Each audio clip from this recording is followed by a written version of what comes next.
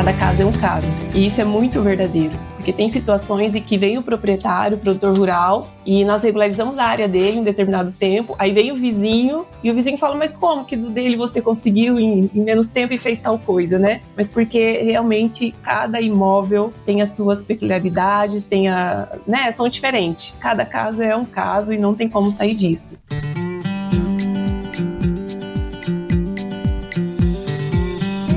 Meu povo, tudo bem com vocês? Aqui é a Lígia Pedrini, estamos começando mais um episódio do Agro em Pauta Podcast e nessa semana eu tô aqui com a doutora Luliane Milan, que é advogada especialista em regularização fundiária.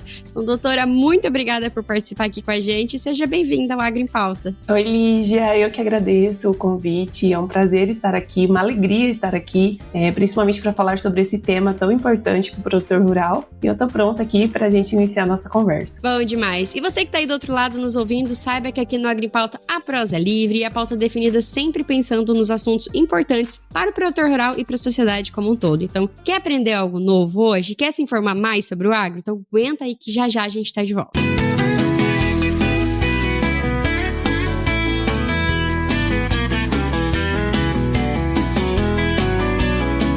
Tô aqui de volta com a doutora Luliane e antes da gente começar o nosso papo, conta pra gente por que a senhora resolveu trabalhar com regularização fundiária? Por que ir pra esse braço do agro? Então, Lígia, tudo começou porque eu tenho uma caminhada muito longa dentro do cartório de registro de imóveis, né? Eu iniciei a faculdade de Direito não sabendo muito qual carreira iria seguir, né? Se eu ia fazer concurso, se eu ia advogar. E eu tive a oportunidade de trabalhar com meu professor, e ele era registrador na cidade de Diamantino, e eu descobri uma paixão, assim, que é o registro de imóveis. Então, depois logo eu vim para Nova Mutum, atuei aqui por quase 9 anos, e com isso, nos últimos anos, dentro do cartório, eu fiquei no setor específico de regularização rural, e neste setor eu vi as dificuldades do produtor rural. Eu atendi os produtores, atendi os engenheiros e eu vi assim as dificuldades deles em regularizar os imóveis. Então, eu acabei sentindo as dores deles, né, que precisavam daquela matrícula regularizada, daquele imóvel regularizado para, né, aumentar a sua produtividade na fazenda,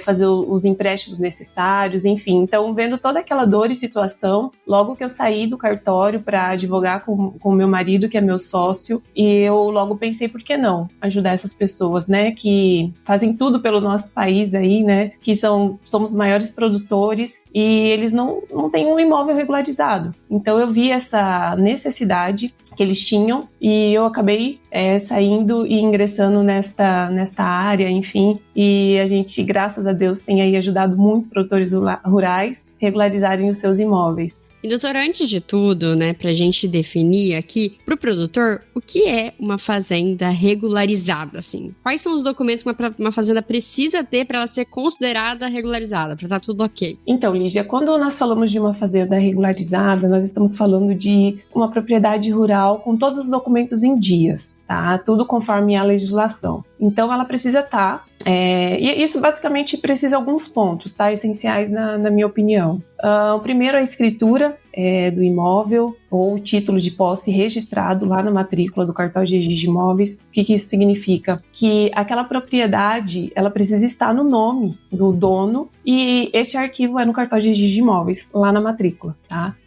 Também a questão do cadastro ambiental rural, o CAR, é um documento que registra a situação ambiental da fazenda e toda a fazenda precisa ter. E outro ponto que eu vejo essencial quando se fala em área rural é o georreferenciamento. Tá? Nós temos uma legislação vigente aí que tem a obrigatoriedade de fazermos o georreferenciamento nas áreas rurais igual ou superior a 25 hectares, mas eu já coloco, independentemente do tamanho de área, para todos os nossos clientes que nos procuram, eu já coloco como exigência mesmo nossa da gente fazer a certificação desse imóvel e levar essa informação para o INCRA e deixar esse imóvel georreferenciado e, consequentemente, levar aí a averbação da matrícula. Então, na minha opinião, seria esses os pontos mais fundamentais para a regularização do imóvel. O legal do georreferenciamento, né, da tecnologia que a gente tem é exatamente isso. Os pontos batem e a gente sabe que exatamente ali dentro daqueles pontos está a nossa propriedade, né? Então isso é muito importante. E já entrando, assim, na questão dos problemas, porque toda vez que a gente pensa em regularização fundiária, a gente já vê,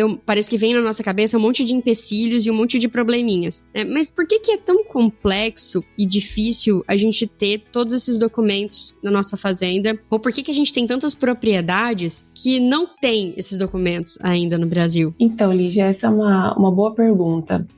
O processo de regularização, ele realmente tem seus desafios. E isso acontece porque, principalmente em áreas mais antigas ou em regiões mais afastadas, os produtores rurais faziam as suas transações, né? Eles adquiriam os imóveis, faziam os seus contratos de compra e venda e não levavam isso a registro, tá? Então, isso não ia para o cartório de registro de imóveis, essas informações. E o que acontece? A realidade jurídica, e quando nós falamos em realidade jurídica, nós falamos da matrícula do imóvel lá arquivada no cartório, não se dava certo com a realidade fática, né? E isso precisam estarem juntas, tá? E a realidade fática é lá. Na matrícula, o João está como proprietário daquele imóvel, mas na realidade é o Pedro, e então essas informações precisam estarem juntas, tá? Então normalmente isso que acontecia. Nós tínhamos outras situações também, que eram situações de sobreposições, deslocamento, e isso veio com o georreferenciamento. Muitas das vezes nós descobrimos isso quando o cliente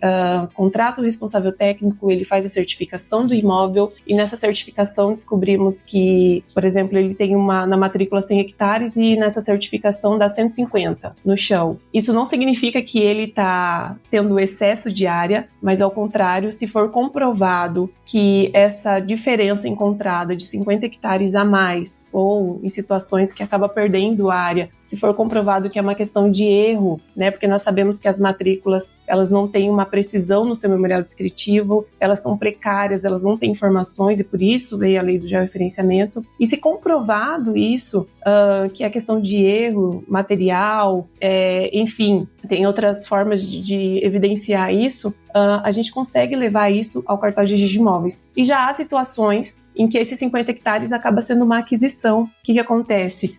O vizinho comprou de outros esses 50 hectares, colocaram a cerca, eles se respeitam a vida toda, mas houve uma compra e venda lá atrás, e essa compra e venda não foi informada na matrícula de outra área, né? Então isso precisa ser regularizado, e neste caso nós temos que fazer a averbação de referenciamento dos 100 hectares e regularizar esses 50 hectares de outra forma, né? Seja os capião, seja através de uma escritura de compra e venda. Então, quando a gente fala em regularização, em problemas, nós pegamos várias situações distintas. Uhum. E isso depende muito. Eu sempre falo, cada caso é um caso, e a gente precisa estudar. Outro ponto que eu vejo burocrático na regularização é que o produtor ele tem que passar por vários órgãos, né? Ele precisa ir no INCRA, no cartório. Então, assim, temos várias situações e várias etapas, e isso acaba burocratizando também, infelizmente, o processo. É de conhecimento público, né? Que a gente passou por um momento de expansão de áreas muito grande, né? Na década de 70, 80 para a região do Cerrado. E o jeito que era aqui é do rio tal, que alguém deu o nome, até o rio tal, até o morro tal, é a fazenda X. Aí você pega a matrícula e tá escrito exatamente isso na matrícula. Então, por isso que a gente fala, né, hoje do georreferenciamento ser tão importante, porque daí os pontos realmente batem e você consegue comprovar que ali é sua propriedade. Então, a gente viu isso muito acontecendo e a gente tá visto cada vez mais esse processo de regularização do produtor indo atrás desse processo de regularização, exatamente para ter acesso a crédito, para ter acesso a linhas, né, a bancos, a estruturas diferentes. Comentando ainda um pouco sobre todos esses processos, né, de regularização que a gente tem, eu, na verdade, quero até perguntar quais são esses processos, porque a senhora comentou aí, tem contrato de compra e venda, tem uso capião, e tem outros nomes aí perdidos no meio que às vezes o produtor não conhece. Hoje, no Brasil, quais são esses processos de regularização que a gente tem disponível para o produtor para ele regularizar a área dele? Então, quando o cliente nos procura, eu sempre falo, cada caso é um caso. E isso é muito verdadeiro, porque tem situações em que vem o proprietário, o produtor rural, e nós regularizamos a área dele em determinado tempo, aí vem o vizinho, e o vizinho fala, mas como que do dele você conseguiu em menos tempo e fez tal coisa, né? Mas porque realmente cada imóvel tem as suas peculiaridades, são diferentes. Cada caso é um caso e não tem como sair disso.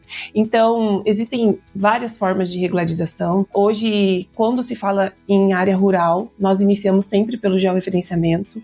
Nós temos situações de posse, tá? Que o cliente tem a posse do imóvel, mas não tem a matrícula. Às vezes não sabe nem o número da matrícula e está ali na posse há muitos anos.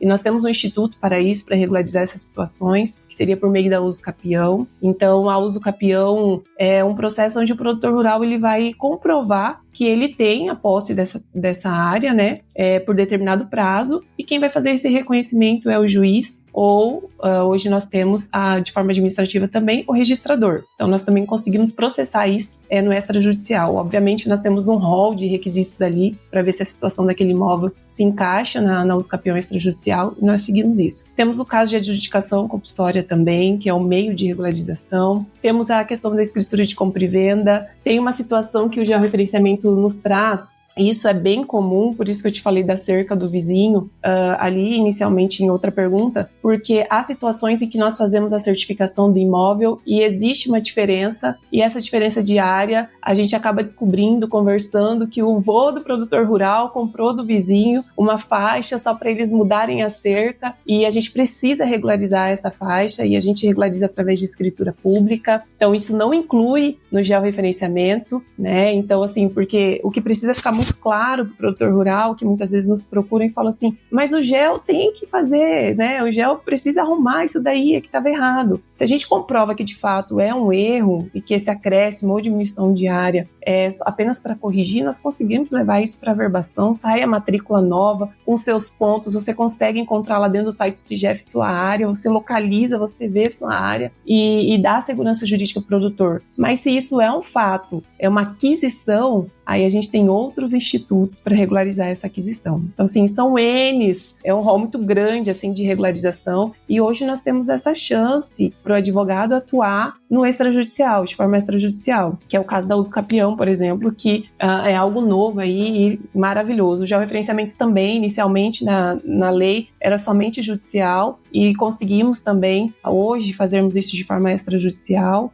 junto com a retificação, e isso tem gerado, assim, muita celeridade nas demandas e no processo para o produtor rural. Isso é legal de comentar que existe, né, o uso capião, tanto o extrajudicial como o judicial, porque o extrajudicial ele veio também para desonerar o jurídico, né, o judiciário, na verdade. Porque, imagina, a gente tem um número limitado, né, de juízes e afins, então quanto mais processos caíssem lá, mais moroso era esse momento todo, né. Então é bem legal a gente falar sobre isso. Isso é uma realidade. É importante que sempre o produtor rural, ele procure um advogado de fato especializado, tá? Porque ele vai conseguir enxergar a melhor solução ali para resolver o seu caso, né? Então, precisa ser um advogado especializado em regularizações, que tenha conhecimento, né? Que isso vai ajudar o trâmite ser ainda mais célere. Você não vai no cardiologista para tratar o dor no pé, né? Então, é a mesma coisa para advogado. Exatamente, advogado é igual. É bem isso, né? Os clientes vêm com previdenciário, com trabalhista, e eu falo, opa, não, né? E eu indico colegas que são especialistas que só fazem isso, né? E é a mesma coisa, o exemplo que você deu dos médicos é a mesma coisa para advogado, sempre procurar um especialista, porque você não vai jogar dinheiro fora, ele vai encontrar a solução e ele vai entregar o melhor, porque ele realmente faz isso, estuda isso o tempo todo, né? E entende toda a problemática para ajudar o produtor a resolver. E nessa questão, assim, de resolver, a gente tem alguns problemas, como eu comentei lá atrás, de que teve essa expansão de áreas aqui, né, nessa grande região do Cerrado, e eu não tô falando só de Mato Grosso, eu tô falando de Mato Grosso, Goiás, MS, oeste da Bahia, Tocantins, até a Matopiba também tá passando por isso agora, né, que é essa expansão, e a gente teve uma época que havia muito venda de documento. E a gente tem documentos aleatórios que falam-se que é de áreas aleatórias rodando no mercado e que muitas vezes não bate com as áreas. Como que a gente faz, por exemplo, existe, na verdade, essa possibilidade de a gente contestar, tipo, olha, esse documento que você diz que é daqui, não é daqui, ou esse documento é daqui, sim? Existe uma maneira, seja judicial ou não, da gente explicar isso? Lígia, existem situações, Mato Grosso não está muito longe disso também, acho que é uma realidade Brasil, de documentos, de títulos deslocados, né? Muitas das vezes nem origem, né? Procura a cadeia dominial daquela determinada matrícula e não existe cadeia dominial, não tem dentro do acervo do Estado aquele título que foi emitido e, infelizmente, essas situações com georreferenciamento nós conseguimos identificar, porque com georreferenciamento você acaba descobrindo a posição de onde está o seu imóvel, né? A localização dele, com a matrícula que você acha que é seu imóvel, né? Você acaba reconstituindo, vendo a cadeia dominial da sua matrícula, e para isso precisa de um técnico muito bom, um cadista para fazer os desenhos e tentar encaixar ali para saber a localização. Aí vai depender da situação, tá? Porque se eu tô na posse, sei lá, há mais de 10 anos, há mais de 15 anos eu tô na posse e eu acreditava que a minha matrícula era a matrícula número 3 e na verdade minha matrícula é a 213 e a localização do meu imóvel, que eu achava que era a minha matrícula, tá, sei lá, 50 quilômetros da onde está a localização da minha fazenda, por exemplo. Como que vou resolver isso? Como que eu faço para resolver isso? O que eu vou regularizar? A minha posse. E eu vou escrever isso, eu vou falar, olha, eu tenho a matrícula, ela está em determinado lugar, eu vou levar isso para o juiz e vou explicar a situação. A minha matrícula está em determinado lugar, só que a minha posse sempre foi aqui, eu estou aqui há mais de 15 anos, produzo aqui, eu abri minha área, meu CAR está aqui, tudo está aqui, e eu acabei de saber, com o georreferenciamento, que a minha localização estava errada, não estava batendo com as informações da matrícula. Então tem sim meios de se resolver isso, e provavelmente isso vai extinguir essa matrícula, né, e vai abrir uma matrícula nova aqui, com as delimitações da minha posse, tá? E vai sair no meu nome, eu vou comprovar a minha posse ali, então essa posse vai ser regularizada, tá? É um meio de regularização aí bem comum, tá? Bem comum. Quando a gente fala ainda desse processo todo, a senhora comentou que, fala com o INCRA, fala com não sei o que, vai para tal órgão, vai para o cartório. Quando a gente fala desses órgãos que um processo precisa transitar pra gente conseguir regularizar, quais são esses órgãos, assim? Tipo, claro, cada caso vai ser, tem esse caso que vai só no cartório, tem esse caso que vai só... Mas um processo difícil, por quantos lugares ele tem que passar? Vamos lá. Inicialmente cartório, né? Eu não tenho matrícula, eu só tenho posse. Eu comprei, sei lá, do fulano e tô aqui, tem 10 anos, eu nem sei onde que ele tá mais, eu nem sei de matrícula, mas eu sei que é aqui porque nós colocamos o marco aqui. Então eu vou pro cartório igualmente, porque eu vou fazer uma busca para ver se eu consigo encontrar o nome desse fulano que ele adquiriu, se tinha alguma matrícula. Se eu tenho a matrícula do imóvel, eu também vou fazer essa busca no cartório, vou estudar a cadeia dominial e sempre no cartório onde está localizado, tá, o imóvel. E se é um cartório novo naquela cidade, você pode buscar nos cartórios anteriores, da comarca anterior, isso é muito importante. Então, sempre iniciar por cartório. E depois, no caso de rural, eu sempre falo para os produtores rurais, para os nossos clientes, vamos fazer o georreferenciamento. Então, o georreferenciamento contrata-se um técnico, né? A gente tem técnico na nossa equipe já. Então, nós temos o técnico, ele faz o levantamento, coleta os dados da fazenda, remete ao INCRA através do CIGEF, então passa pelo INCRA também. Aí tem mais um período lá no INCRA para aprovar essa certificação. Aí dessa aprovação da certificação, alguns casos nós precisamos do Intermate aqui no estado do Mato Grosso, né? Que é o Instituto de Terras aqui, onde ele outorga a certidão de legitimidade de origem, ele pode outorgar aí a certidão para fins de uso capião. Então isso depende do estado, também vai mais um período. E daí na questão ambiental, né? Que precisa passar pela Secretaria do Meio Ambiente, na SEMA, né? No caso do cadastro do CAR, enfim. Então é bastante lugares, né? E cada um tem o seu prazo e às vezes não cumpre muito os prazos, mas não tem por onde sair. Esses aqui são os básicos, tá? Que eu me recordo agora, esses são os básicos que nós devemos passar. Nossa, eu não fazia ideia que precisava passar pela Secretaria de Meio Ambiente. Para você fazer o CAR, tudo, né? Você precisa passar pela Secretaria de Meio Ambiente, que é a SEMA, né? Aqui no Mato Grosso, por exemplo. Eu achei que, eu falei assim, tá bom, isso daí é uma parte, assim, a parte mesmo.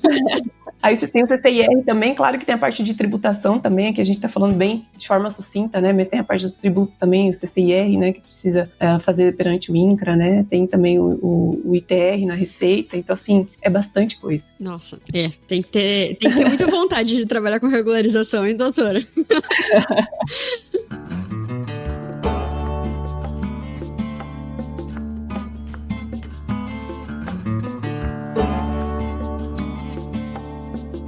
Dá pra ver que, claro, é um processo longo. E quando a gente fala, assim, em taxas, primeiro, antes de falar de imposto, mas falando em taxas, cada processo desse gera uma taxa, alguma coisa que a gente tem que pagar? Ou falar, não, nesse processo não precisa, é natural isso acontecer? Ou não, todo processo tem uma taxa nem que seja mínima, ou algo do tipo? Ou se isso varia também do tamanho da propriedade? Na verdade, tem os custos, por exemplo, no cartório dos emolumentos, né? Ali no pedido das certidões, depois para você averbar o georreferenciamento, averbar a retificação. Os cartórios têm um teto para essas averbações, salvo engano agora tá 6 mil e alguma coisa. Então, e eles olham isso pela avaliação do imóvel, tá? Você apresenta o ITR e eles olham a avaliação do imóvel. Então, eles lançam lá dentro do sistema nos cartórios e geram esses emolumentos. Eu não sei te falar com precisão agora quanto está, mas tem esses valores de emolumentos, tem as questões das certidões também, que são solicitadas lá.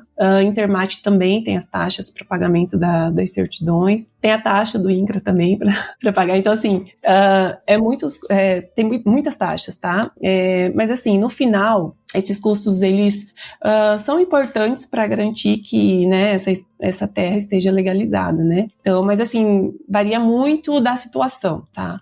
Varia muito da situação, do que precisa ser feito para regularizar, mas no final vale a pena. Para a segurança jurídica, né? Eu falo assim, é o seu bem mais precioso, né? Talvez você herdou isso, mas então foi os seus pais, os seus avós, né? Que lutaram tanto por essa área, então precisa dar segurança jurídica, né? Precisa deixar regularizada, até para você aumentar a produtividade, enfim, crescer ali, mas eu falo, a regularização é primordial. Tem custos, mas assim, vale muito a pena. Eu, falando como produtora, tem algumas coisas assim que eu olho de custo, porque eu não entendo de como é realmente esse processo, falando como leiga aqui, tem alguns custos que eu olho e falo, mas essa pessoa não é funcionária pública? Essa pessoa não tá, tipo, simplesmente fazendo o trabalho dela? Tudo bem, eu não entendo desse processo, mas é uma coisa que passou, assim, pela minha mente. Mas, enfim. E falando de impostos, quando a gente fala assim, tenho posse dessa área, vou regularizar e vou fazer essa matrícula. Nesse caso, a gente precisa fazer pagamento de algum imposto, seja ITBI ou algo do tipo, ou não? Depende da regularização, tá? Da posse, se for uma usucapião, por exemplo, não, tá? A usucapião você não paga o ITBI, que o ITBI é o imposto de transmissão de bens, no caso de transações, compra e venda, doação, né? Então você não paga esse imposto, tá? Porque ele vai reconhecer como se fosse a origem, tá? Ele vai ignorar tudo que teve lá atrás dessa propriedade e vai ser uma matrícula nova no seu nome, tá? Vai começar do zero ali, eu sou a primeira proprietária aqui, né? Eu acho os campeões dos institutos mais lindos, assim, porque remete muito a isso, né? Eu tive a posse, foi reconhecida essa posse e agora eu tenho uma matrícula minha nova, já referenciada, né? Tudo limpa no meu nome. Então, no caso de uso capião, não teria nenhum imposto ali. Aí, no caso de escritura que estabelece divisas, que foi aquele exemplo que eu dei, né? Quando tem essa compra e venda ali de uma faixa pequena, né? Aí ela tem o imposto de ITBI, tá? Dessa faixa que é feita essa escritura aí para estabelecer divisas. Mas depende muito do caso, tá? Mas normalmente a maioria incide. Nossa, eu fico pensando, sabe o quê? Essa pessoa, por exemplo, do exemplo hipotético. Vendeu há 20 anos atrás 50 hectares. Vai ter que pagar o ITBI em cima do valor da terra de hoje?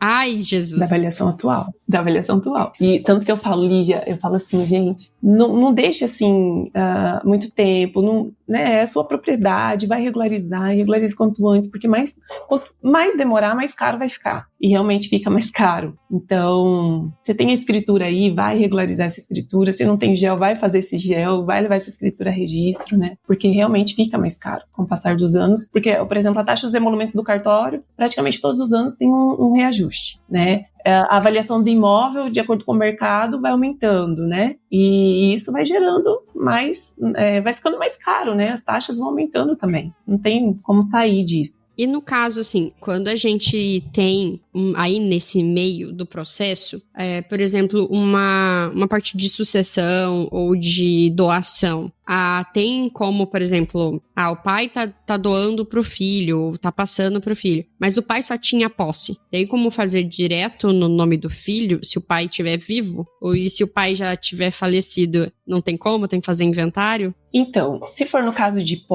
da posse, normalmente, como que nós fazemos? Nós temos uma situação, inclusive, que o pai, em vida, ele já tinha a posse daquela área, do lote, eram 222 hectares, e em vida ele entregou para um determinado filho, que era o que ajudava ele, enfim, os irmãos todos, né, tinham conhecimento dessa doação em vida, só que não fizeram nada, não lavraram escritura, nada, foi verbalmente isso, e ele veio a falecer. E nós levamos essa posse para o inventário, e levamos porque tinha um contrato de compra e venda desse cliente, do pai dele, com o tabular, e enfim, não conseguiu localizar. E agora ele está regularizando essa posse, então ele está somando a posse com o pai dele, tá? Então a posse vai ser regularizada através de uso capião, e ele está somando a posse com o pai dele, e ele vai regularizar agora. Porque assim, foram vários imóveis, né? Então acabou gerando... Na verdade, eles tiveram isenção de impostos, porque era uma área rural e mais 2 lotes na cidade.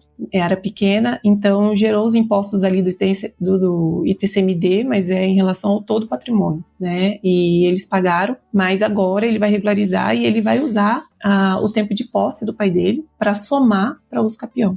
Entendi. Porque daí ele consegue comprovar porque ele, estou aqui há mais tempo, né? Somando as duas. Isso. Ele vai narrar isso, né? Nós vamos narrar toda essa história. O pai chegou aqui, então, ele tem essa cerca, eles têm foto, eles têm tudo, sabe? Foto, criança lá, de quando chegaram, ele tem contrato de arrendamento, que arrendou essa área. Então, assim, vamos narrar toda essa história e como ele vai ser o requerente dessa uso capião, né? Então, vamos precisar de uma posse. Mas se fosse em vida isso, a doação gera o imposto, o ITCMD precisa pagar. Então, assim, eu quero doar um determinado bem pro meu filho, então vou, lavro a escritura, já pago o imposto e já levo isso a registro também. E quando a gente vai fazer, por exemplo, registro em nome de empresas, porque a gente viu, né, um advento muito grande da holding nos últimos, principalmente 10 anos, né, que parece que surgiu a sucessão, surgiu junto à holding, né, a holding é um negócio muito mais antigo, mas parece que brotou junto com a sucessão, todo mundo só falava de holding. E quando vai fazer esse processo para registrar uma propriedade para uma empresa, tem alguma diferença ou não? O processo é muito similar? Não sei te falar com propriedade sobre holding, porque não é a nossa área de atuação. Normalmente são advogados tributaristas que atuam na área, né? Então, que chega para nós, olha, precisa regularizar esse imóvel para colocar na holding, né? Então, ok, vamos regularizar, entrego regularizado e o colega acaba tocando todo o procedimento. Eu não sei quais são as vantagens, tá? Não sei te falar aqui, porque eu nunca quis me aprofundar no assunto, né? Porque a nossa demanda é tão... Eu falo assim que o processo de regularização, ele é tão longo, né? Ele tem um caminho a ser percorrido, precisa de estudo e muita dedicação. Então, assim, eu não quis aprofundar em mais uma área de atuação. Então, nós temos colegas que são parceiros e eles fazem projetos e apresentam ali as vantagens e tudo, né, na questão econômica e patrimonial da família, mas nós sempre entregamos o imóvel regularizado. Então, normalmente assim, eu preciso regularizar, tem 5 fazendas aqui, nós vamos constituir a holding, é o melhor caminho, já apresentamos o projeto, são vantagens e me entrega as 5 fazendas regularizadas. Então, aí nós trabalhamos com a entrega das fazendas. Eu não sei te falar assim com propriedade sobre o assunto, porque realmente são os nossos colegas assim tributaristas que atuam e eles veem as vantagens, estudam o melhor caminho ali para os clientes. Nesses casos assim que o pessoal vem e pede para vocês regularizarem, aí vocês regularizam no nome pessoa física ou já no nome da empresa? Pessoa física. Ah, entendi. De quem está na matrícula, tá? De quem está na matrícula ou tem uma escritura de compra e venda, supondo que você comprou uma área rural aí de 1.000 hectares, né? E você condicionou a última parcela para o georreferenciamento. Então, a gente já lavra a escritura na pessoa física e nós já pegamos o requerente, quem está na escritura, o comprador como requerente, já regularizamos, averbamos o GEL e já registramos a escritura. Ele paga a última parcela ali do condicionamento, então nós entregamos sempre no contrato, conforme o contrato, né? Normalmente é a pessoa física. Não, legal. Na verdade, isso daí é uma dúvida que fica, porque a gente está vendo muitas fazendas se tornando empresas e muitos produtores migrando da pessoa física para a pessoa jurídica por N motivos, né? É por isso que eu perguntei, porque acho que pode ser que algum ouvinte aqui nosso esteja pensando, e se eu quiser pôr direto o nome da empresa, né? Sim, mas o que tem... Porque assim, eu acredito que quando está nessa fase, os imóveis já estão regularizados, porque é o que chega para nós, né? Precisamos que regularize, porque nós estamos com um planejamento sucessório aqui, nós vamos fazer uma hold, enfim, e aí nós entregamos já os imóveis regularizados. E é indicado, né? Porque a finalidade disso tudo é levar registro, né? Imagina, você vai lá, cria a hold, a empresa, e não consegue levar isso para matrícula, porque não tem o georreferenciamento, porque é posse e não regularizou ainda, né? Então, assim, não chega à finalidade, o objetivo da finalidade, que é a empresa estar registrada e segurança jurídica, né, nos imóveis. Se a senhora pudesse dar uma dica para o produtor que tem que se organizar, está querendo se organizar para fazer esse processo de regularização das suas áreas, o que você diria? Não deixe para depois, regularize seu imóvel rural. Eu sempre falo essa frase para os meus clientes, para os alunos que nós temos ali da mentoria, porque isso é uma realidade, tá? Se você deixar, quanto mais cedo você começar, mais rápido e mais barato vai ser. Então, assim, pega toda a documentação, procure um advogado especialista, por favor, um advogado especialista, que ele vai estudar a melhor solução, ele vai encontrar o melhor caminho, o melhor remédio jurídico para resolver a sua regularização e você ter aí a matrícula do seu imóvel no seu nome. Então, essa é a minha dica. Procure sempre advogado especialista, não deixe para depois e regularize seu imóvel rural. Quando a gente vai regularizar esse imóvel, a gente pode fazer ele em pedaços, tipo 2 matrículas, 3 matrículas, ou faz tudo em uma só e lá pra frente, se você quiser dividir, você divide? Normalmente assim, se você tem a matrícula já, nós vamos fazer a averbação do georreferenciamento, abre-se uma matrícula nova, com memorial, com as coordenadas, tudo bonitinho, e dessa abertura, vamos supor que você tem 1.000 hectares, e você quer desmembrar, tem um córrego que você acha ok e quer tirar aquele córrego por determinado motivo, ou você quer desmembrar para dar uma matrícula só em garantia e deixar outra sem garantia ali como reserva, o que a maioria tem feito por conta da alienação fiduciária. Então, você pode fazer isso depois, tá? Que é o desmembramento. Aí, cancela a certificação da matrícula mãe no INCRA e é certificado novamente a área que vai ser desmembrada e o remanescente. Aí, geram-se 2, 3, 4 matrículas. Aí, depende do caso, né? De cada cliente. Mas, normalmente, dá sim para fazer depois. E os clientes têm feito para dar uma matrícula só em garantia, né? Daí, deixa uma matrícula só para garantia e as outras matrículas ficam livres de ônus. Show. Nossa, o produtor, na hora que ele vê uma matrícula limpa, ele chega a brilhar o olho, porque hoje em dia é tão difícil. Realmente. Mas show de bola, doutora. Agora, conta pro pessoal que ficou com alguma dúvida ou quer acompanhar de perto como é o seu trabalho, como vocês fazem esse processo, como que eles te encontram? Quais são suas redes que o pessoal consegue contactar você? Pode me encontrar no Instagram, através da @lulianecfmilan. Eu tô ali, eu gosto de compartilhar um pouco de conteúdo, um pouco da nossa rotina ali na regularização de imóveis. Podem mandar direct, pode ir lá no link da bio também, tem os nossos telefones, tem do escritório, enfim. Estamos à disposição e se vocês quiserem, tiverem alguma pergunta, podem mandar lá. Tem um tempinho que eu não abro a caixinha, mas eu acho que já tá na hora. Então, enfim, vocês me encontram lá, né, com bastante conteúdo e também um pouco da nossa rotina ali nas regularizações rurais. Porque a doutora, ela não fica só no escritório não, tá, gente? Pensa numa mulher que anda por aí. Foi difícil a gente conseguir todo dia ela, Lígia, eu estou em tal estado, Lígia, eu estou em tal cidade, porque ela faz as visitas em loco para levantamento, então isso é bem legal de ver. Realmente, o nosso escritório é muito além, né? A gente vai nas fazendas mesmo, visita os clientes, tem reuniões em cartórios fora, né? Então a gente atende Mato Grosso e agora temos clientes fora do estado também. Então, assim, é bem correria, mas ali na rede social vocês mandam, talvez demore um pouquinho, podem chamar no WhatsApp também, que tem lá o link na bio, né? Que nós estamos aqui à disposição.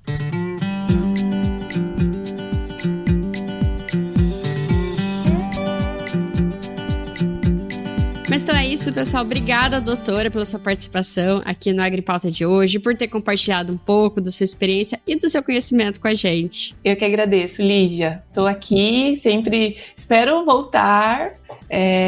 E parabéns aí pelo projeto e que você tenha muito, muito sucesso. Obrigada. Então é isso, pessoal. Obrigada por ouvirem até aqui. Não se esqueçam que toda semana tem um programa novinho para vocês aqui no AgriPauta. E para não perder, assinem o podcast em qualquer agregador de podcast. Então a gente está no Apple Podcast, no Spotify, vocês podem encontrar a gente lá. Acompanhem também os outros podcasts da casa, como o Agro Resenha, que é o primeiro podcast de agronegócio brasileiro. O Baseado em Fatos Rurais, que é o primeiro podcast de storytelling. Então a gente conta histórias sobre o agronegócio. O Brasil que Produz, que é uma série itinerante do Agro Resenha, que visita fazendas, produtores, que também está no YouTube em vídeo. E o Agritech, para você ficar por dentro de tudo de tecnologia que está envolvido aí no nosso agro. Sigam as nossas redes sociais. Se tiver sugestão de pauta, pode mandar lá na minha DM, @LígiaPedrini, ou no Instagram do AgriPauta, @AgriPautaPodcasts. E só para te lembrar, nunca, jamais aposte contra o ar. É isso, povo. Até mais.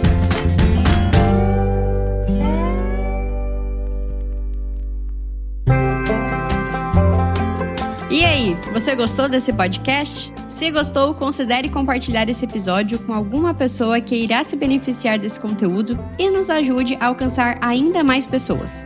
O roteiro e a apresentação desse episódio foi de Lígia Pedrini, a produção do Agro Resenha e a edição do Senhor A.